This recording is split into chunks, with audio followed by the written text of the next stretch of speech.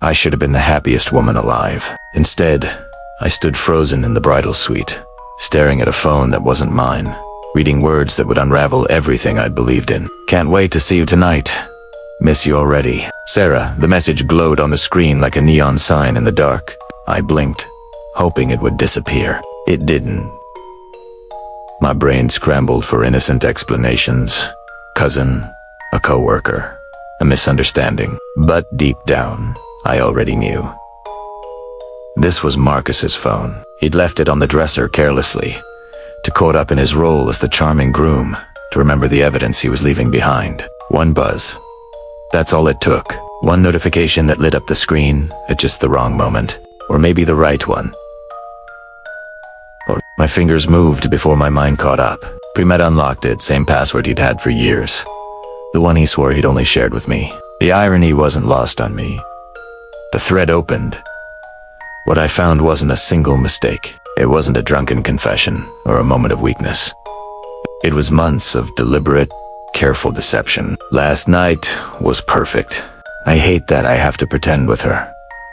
2 more weeks until the wedding, then we'll figure out what to do.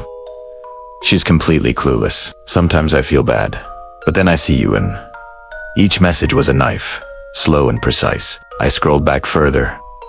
October, September, August. This wasn't new. This was a relationship. A whole other life running parallel to ours while I picked out centerpieces and argued with caterers about salmon versus chicken. The room felt smaller, suddenly. The dress, a custom creation I'd designed with my mother, with its delicate lace sleeves and pearl buttons running down the back, felt like it was suffocating me. Outside, I could hear laughter. The quartet warming up, someone testing the microphone. 300 people were waiting. My hands had stopped shaking. That's what surprised me most. They were perfectly steady as I took screenshot after screenshot, my thumb moving with mechanical precision. I sent them to myself, backed them up to the cloud. Then I opened my laptop. The email to our photographer was short. Change of plans. Please project the attached images on the reception screen instead of our engagement slideshow. Start as soon as guests enter the venue. Thank you. Sent. There was a soft knock. My mother's voice came through, warm and completely unaware. Sweetheart, it's time. I looked at myself in the full-length mirror. The makeup artist had outdone herself. My skin looked luminous. My eyes were lined with just enough drama. My hair fell in soft waves over one shoulder, exactly like the Pinterest board I'd obsessed over 4 months. I looked perfect. I looked like a woman about to make the biggest mistake of her life.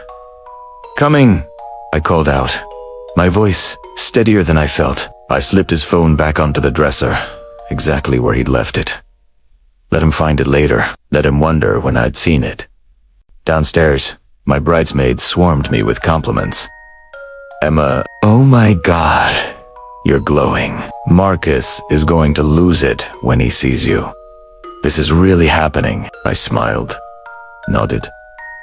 Let him fuss over my dress and adjust my veil. My maid of honor, Jessica, caught my eye. She'd known me since college. She knew something was off. You good, she whispered. I leaned close. I need you to do something for me. No questions. Can you do that? She hesitated, then nodded. I handed her my phone, already open to the screenshots. When I give you the signal, connect this to the projector. The password's already saved.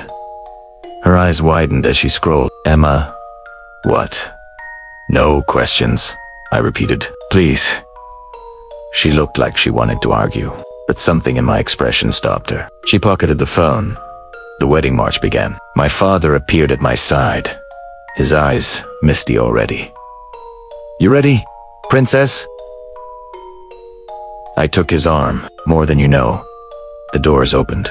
Every face turned toward me. The collective gasp was audible. The bride reveal.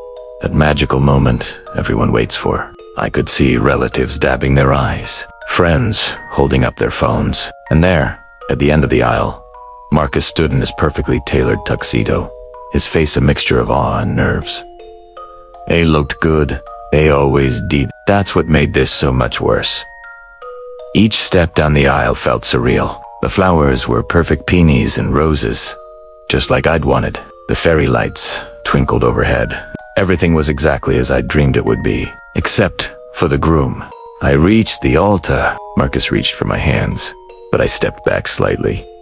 His smile faltered. The officiant cleared his throat. "Dearly beloved, wait," I said. The word cut through the air like glass. Confused murmurs rippled through the crowd. I turned to Jessica and nodded. She fumbled with my phone, her hands shaking, but managed to connect it to the projector. The screen behind used to one meant for our romantic engagement photos flickered to life. The first text message appeared, blown up for everyone to see. The reaction was instant. Gasps. Sharp intakes of breath. Someone said, "Oh my God," loud enough for the microphone to catch it. Marcus's head whipped around. I watched the color drain from his face as he saw his own words. His own betrayal, projected 10 feet high for his grandmother, his boss, his college roommate, and everyone else he'd ever cared about to read. "Emma," his voice cracked. "This isn't, you don't understand. I understand perfectly," I said, my voice calm in a way that shocked even me. Another message appeared. Then, another. Jessica had set them to scroll automatically. "I hate lying to her, but I can't stop thinking about you." Marcus's mother stood up in the front row, her hand over her mouth. "Just need to get through this wedding, then we'll be free."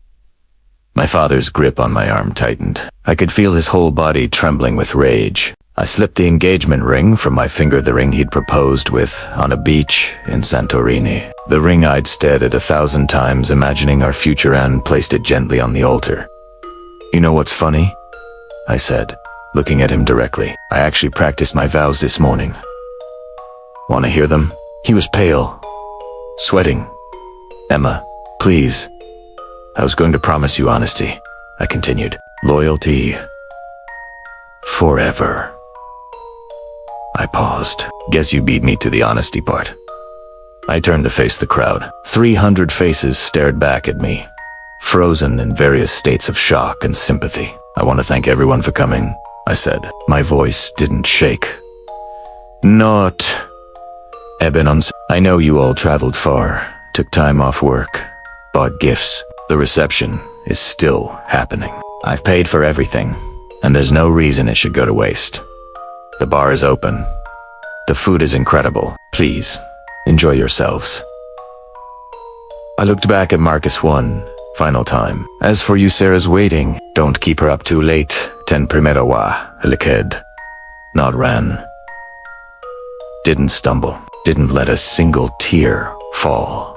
I walked down that aisle in my $4,000 dress and my great-grandmother's veil, past shocked relatives and crying friends, past the flowers and the fairy lights and the life I'd spent 2 years building.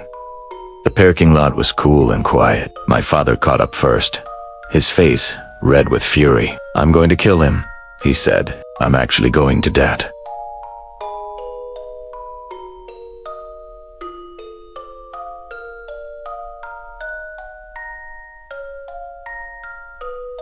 I stopped him. "He's not worth it." My mother arrived next, tears streaming down her face. "Honey, I'm so sorry. We'll fix this." "Will, there's nothing to fix," I said. And I meant it. Jessica appeared with my emergency bag, the one I'd packed with a change of clothes, just in case something went wrong. I'd been thinking, spilled wine or a torn hem. Not this. Never this. I changed in my car, peeling off the dress and leaving it in a heap on the back seat. The jeans and sweater felt like freedom. As I started the engine, my phone buzzed. A text from Marcus. "Please, can we talk?" I blocked the number. Then I drove. I didn't know where I was going. Didn't care. I just drove, windows down, music up, leaving behind the venue and the mess, and the man who'd thought I was too blind to see the truth. My phone buzzed again. This time, it was Jessica. "The projector is still going. His family left. His groomsmen are just standing there. This is brutal. You okay?" I smelled the first real smile all day. "I'm better than okay. I'm free. And for the first time in months, maybe years, I actually was."